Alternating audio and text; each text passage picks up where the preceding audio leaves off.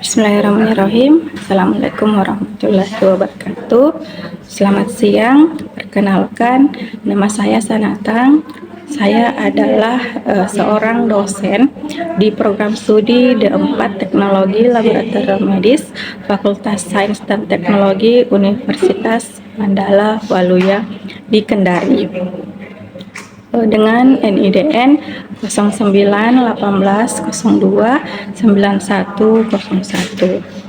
Adapun mata kuliah yang selalu saya ampu pada semester ganjil atau semester 3 adalah mata kuliah imunoserologi dengan bobot SKS 3 SKS yang terdiri dari 1 SKS teori dan 2 SKS praktikum. Di proses pengajaran yang sering saya terapkan kepada mahasiswa adalah dengan menggunakan metode DIA atau Delivery, Interaction, and Assessment. Adapun harapan yang kami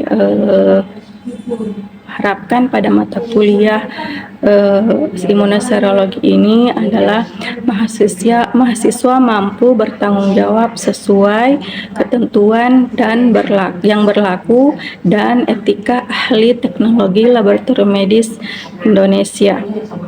Kemudian menguasai ilmu pengetahuan dan teknologi yang mendasari uji laboratorium kesehatan.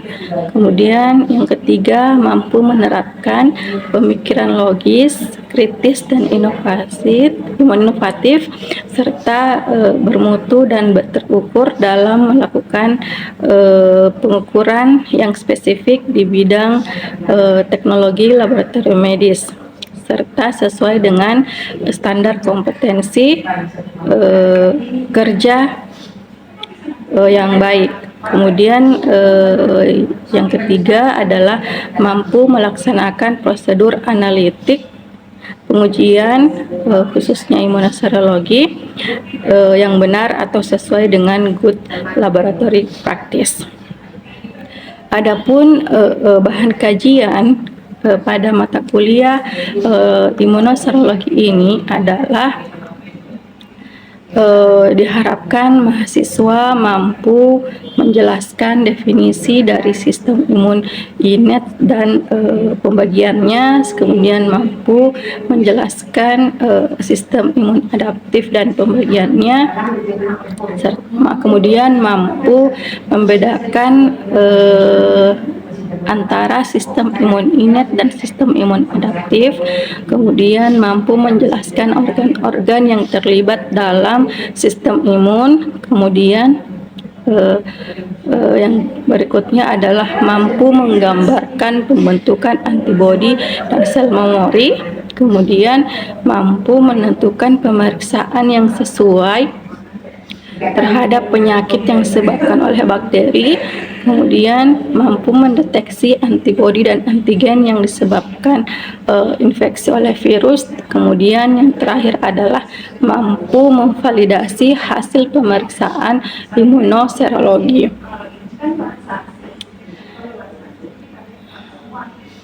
Nah, adapun pustaka ataupun referensi yang saya gunakan itu adalah buku dari Abbas dan kawan-kawan yang berjudul Imunologi Dasar, kemudian ada Karnen dan Idris tahun 2010 dengan judul Imunologi Dasar edisi 8, kemudian Raji 2018 yang berjudul Imunologi dan Virologi. Karena mata kuliah imunoserologi ini adalah mata kuliah dengan bobot praktikum paling tinggi, maka pembelajaran mata kuliah ini lebih banyak difokuskan di laboratorium.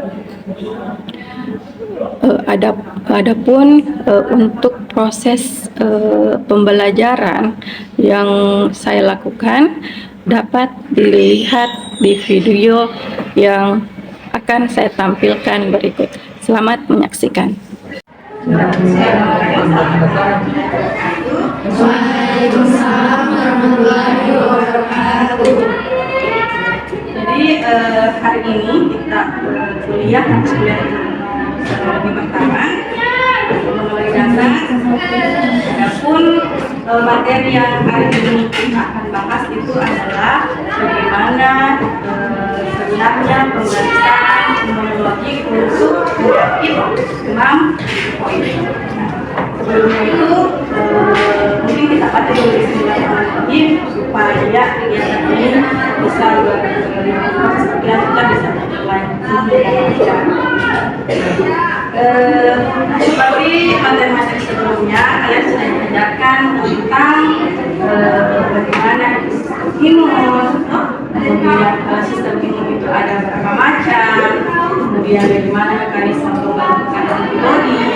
Nah, sekarang kita bahas tentang bagaimana sistem pertahanan tubuh kita kalau misalnya kita terserang infeksi. Nah, baik itu infeksi virus, bakteri, ataupun jenis mekanisme lainnya. Nah, sekarang kita bahas mungkin satu topik dulu, yaitu tentang pemeriksaan penunjang imunologi untuk penyakit demam tifoid. Nah, ada yang tahu apa itu demam tifoid?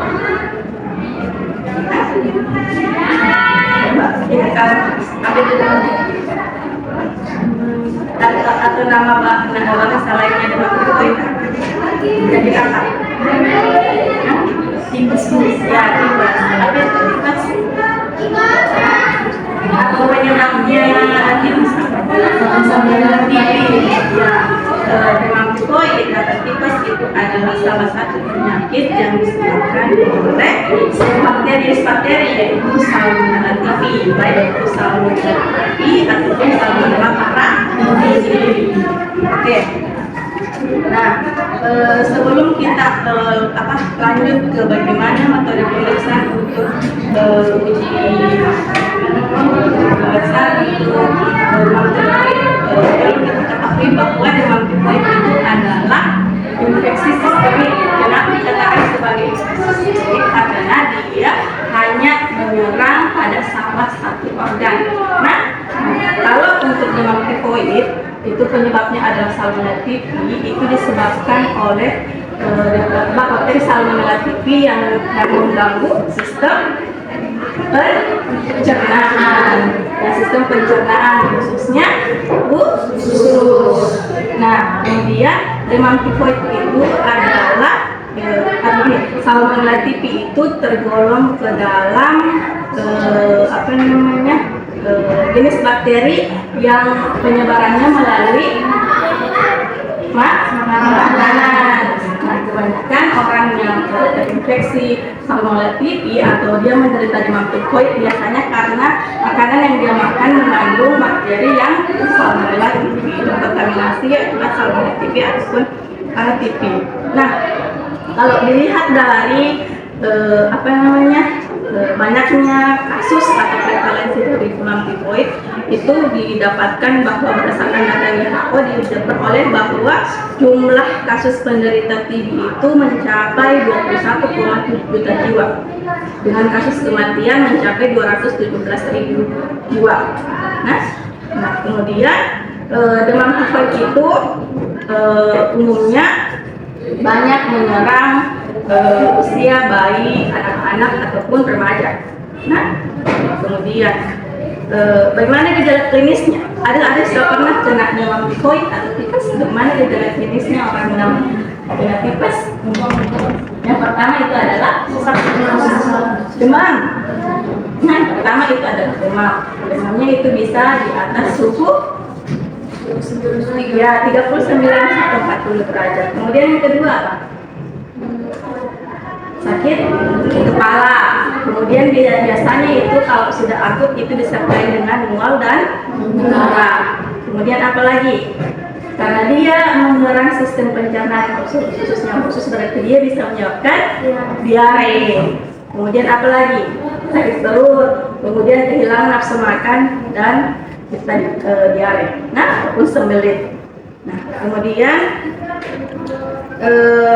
penularannya melalui apa? Untuk penularan bakteri Salmonella typhi itu penularannya seperti yang saya bilang tadi, bisa lewat makanan atau minuman yang sudah terkontaminasi oleh bakteri Salmonella typhi. Kemudian bisa dari apa lagi? Misal begini, saya menderita demam tifoid, saya misal pergi BAB di sungai. Nah, sungai itu digunakan oleh masyarakat untuk memasak, kemudian minum mungkin, tapi kan misalnya saya buat BAB di sungai itu, otomatis air di sungai itu sudah tercemar oleh Salmonella typhi. Nah, penularannya itu bisa melalui itu juga. Nah, jadi bisa berasal dari penderita yang menderita demam tifoid. Kemudian bagaimana mekanismenya?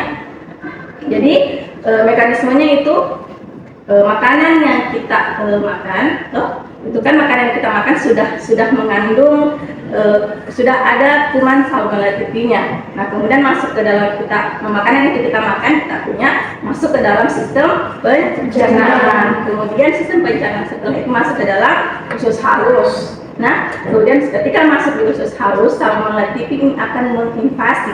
Menginvasi itu kayak dia masuk melalui permukaan dari usus halus. Nah, anggap saja seperti ini. Nah, jadi Salmonella typhi bakteri itu, jadi dia ada badannya ada flagel. Nah, dia ada flagelnya. Anggap saja ini adalah flagel dari badan Salmonella typhi. Nah, jadi kuman Salmonella typhi ini akan menginvasi atau masuk ke dalam mukosa dari dinding usus halus. Nah, kemudian itu setelah masuk ke dalam dinding usus mukosa usus halus, maka dia ada mengeluarkan toksin atau racun. Nah, ada beberapa jenis toksin yang dimiliki oleh kuman Salmonella typhi. Ada disebut dengan enterotoksin. Nah, jadi toksin inilah yang menyebabkan kesakitan pada orang yang menderita demam tifoid. Kemudian bisa menimbulkan demam yang berkepanjangan. Oke, kemudian kita masuk ke jenis-jenis antigen pada Salmonella typhi. Kalian sudah tahu apa itu antigen? Sudah tahu apa itu antigen? Antigen adalah bagian dari kuman yang menyebabkan infeksi. Nah, jadi antigen itu adalah bagian tubuh dari kuman yang menyebabkan infeksi. Nah, untuk Salmonella typhi dia memiliki 4 antigen. Ada antigen O, ada antigen H, ada antigen V, dan ada antigen OMP. Nah, OMP itu adalah kepanjangan singkatan dari outer membrane protein. Nah, jadi ada 4 antigen yang dimiliki oleh Salmonella typhi. Ada antigen O, antigen H, antigen V, sama OMP. Nah, sekarang kita masuk ke bagaimana kita mendiagnosa seseorang menderita demam tifoid.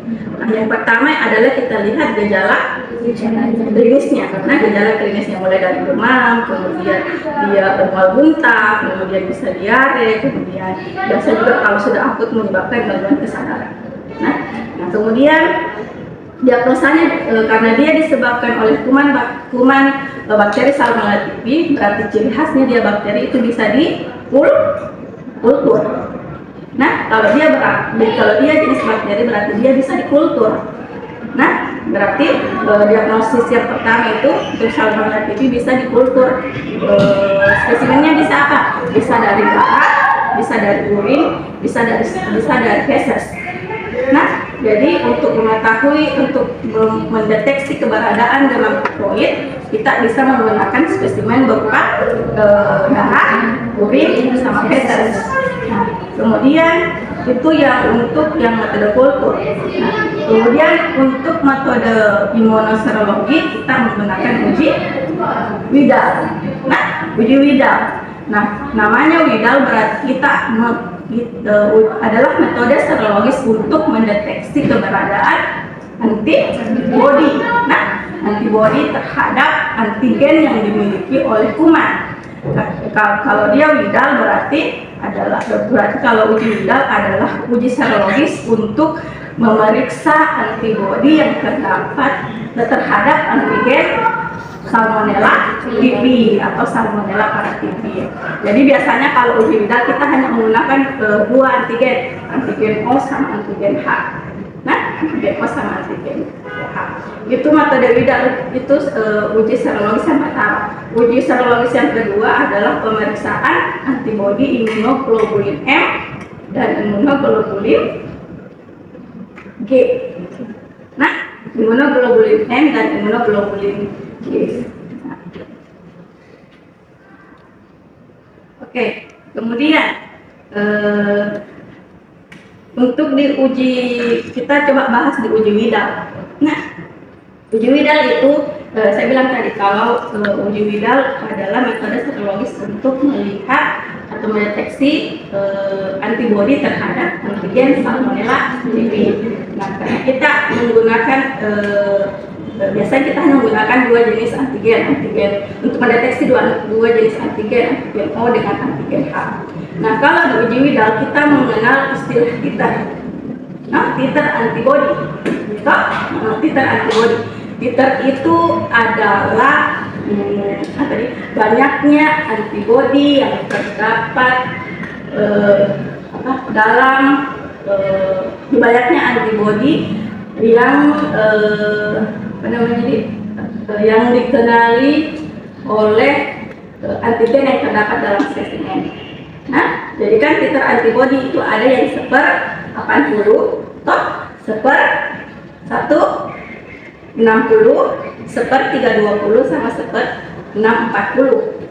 Nah, jadi titer antibody untuk Widal itu ada yang titer seper 80, titer seper 160, seper 320 dan seper 640. Nah, kalau untuk di uji Widal dikatakan seseorang dia positif menderita demam tifoid kalau terbaca aglutinasi di titer seper 160 ke atas. Jadi 160 seper 320 seper 640. Kalau aglutinasi di 3 titer ini berarti dia positif demam tifoid. Nah, jadi indikatornya itu adalah aglutinasi. Jadi ketika misalnya kalian ada di slide, kemudian kalian teteskan antigen O sama antigen H, kemudian kalian masukkan lagi serum, kemudian kalian lihat aglutinasinya. Nah, aglutinasi dia di mana, di O atau di HK. Kemudian kalian lakukan pengenceran yang titer seper 80 sampai dengan seper 640. Nah, kemudian cara pengencerannya bagaimana? Kalau misalnya kalian untuk pengenceran seper 80, serum pasien yang kalian ambil itu berapa mili? Seper 80. Berapa serumnya? Berapa? 20 mikroliter. Nah, kalau di seper 80, kalau di seper 60 setengah dari 20 berarti 10. Untuk yang titer seper 320 setengah dari 10 berarti 5. Kemudian seper 640 setengah dari 5 2,5. Nah, berarti begitu. Di tingkat dikatakan dia positif demam tifoid, bisa kalian lihat dia aglutinasi di titer berapa. Kalau dia aglutinasi terjadi di titer seper 160 sampai dengan 640 berarti dia positif demam tifoid. Kalau di bawah itu berarti dia masih suspek suspek itu artinya kita belum bisa mengatakan bahwa orang ini dia dermal tifoid. Nah, karena dia titernya bukan aglutinasinya tidak terjadi di titer SARS-CoV seperti 160. Nah,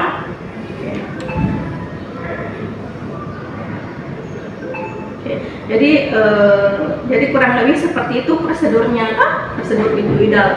Jadi yang pertama itu namanya seorang ATLN, kalian harus paham dulu proses pemeriksaan mulai dari tahap praanalitik, analitik, dan pasca analitik. Nah, proses praanalitik mulai dari persiapan sampel, kemudian persiapan pasien, kemudian analitiknya mulai dari pengambilan sampel pasien, kemudian pemisahan serum, nah kemudian mereaksikan serum dengan antigen yang diujikan, kemudian pasca analitiknya bagaimana kalian bisa membaca hasil pemeriksaan. Oke, dari sini ada yang tanyakan? Nah, kalau begitu coba, saya review sedikit tentang ini. Coba itu kayaknya mana? Berapa jenis sebutkan 4 jenis antigen yang dimiliki oleh saluran antigen. Antigen O, H, V, sama Ya, jadi ada antigen O, antigen H, V, sama antigen OMP. Nah, dan yang di ujung, coba kalau untuk diagnosisnya dermal tifoid bisa pakai materi apa? Widal dengan Widal itu kan sudah tergolong ke dalam serologis. Nah, jadi bisa kultur sama serologis. Kulturnya itu berupa kebijakan kuman Salmonella typhi menggunakan media khusus Salmonella typhi, bisa berasal dari spesimen feses, apalagi sama Oke. Kalau kamu coba kalau untuk serologisnya bisa uji apa? uji bidang, Sama pemeriksaan.